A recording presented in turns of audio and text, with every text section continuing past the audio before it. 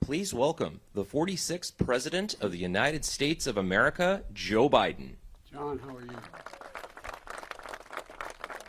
Please, sit down.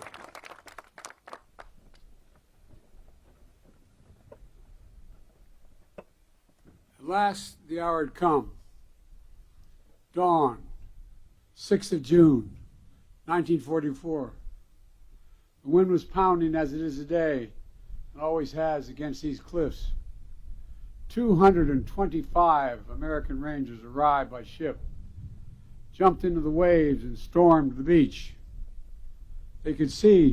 All they could see was the outline of the shore and the enormity of these cliffs.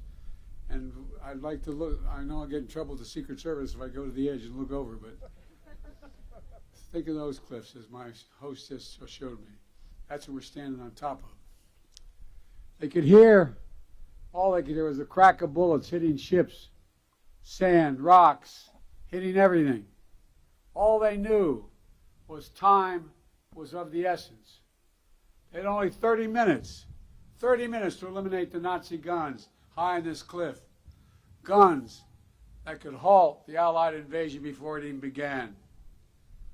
But these were American Rangers. They were ready. They ran toward the cliffs, and mines planted on the beach by Field Marshal Rommel exploded around them. But still they kept coming. Gunfire rained above them, but still they kept coming. Nazi grenades thrown from above exploded against the cliffs, but still they kept coming.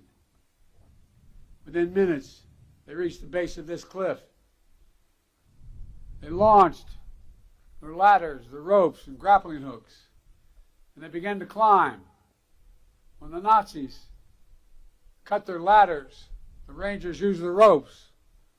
When the Nazis cut their ropes, the Rangers used their hands.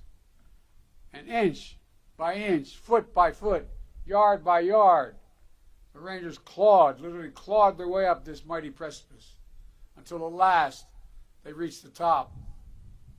They breached Hitler's Atlantic Wall, and they turned in that one effort the tide of the war that began to save the world. Ladies and gentlemen, yesterday I paid my respects at the American Cemetery just a few miles from here, where many of those Rangers who died taking this cliff are buried. I spoke of what the fallen had done to defend freedom.